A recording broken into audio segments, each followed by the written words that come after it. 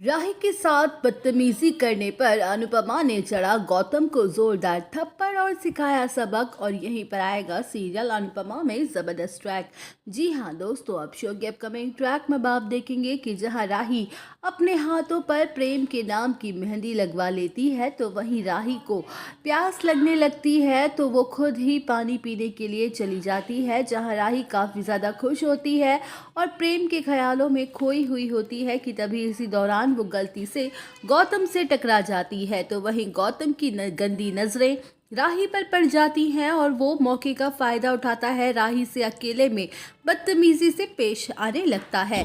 जहां अनुपमा किसी काम से वहां से गुजर रही होती है और वो दूर से ही ये सब कुछ देख लेती है, तो वहीं अनुपमा राही के पास आती है और उससे पूछते हुए नजर आने वाली है कि बात क्या है राही, तो इतनी ज्यादा परेशान क्यों दिखाई दे रही है बेटा।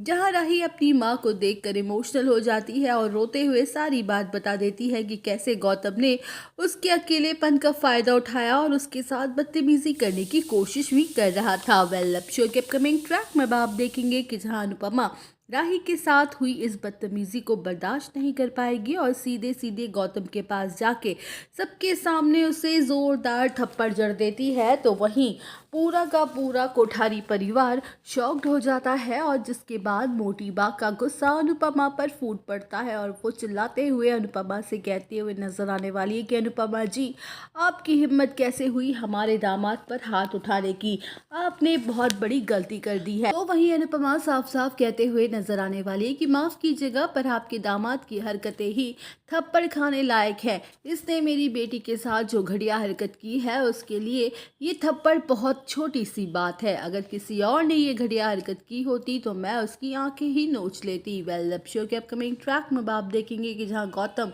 खुद को बचाने के लिए उल्टा राही पर ही इल्ज़ाम लगा देता है और कहता है कि मेरी कोई गलती है ही नहीं, ये राही मुझसे जानबूझ कर टकराई थी और ये मुझे जानबूझ के आप सभी की नज़रों में विलन बनाना चाहती है। तो वहीं प्रेम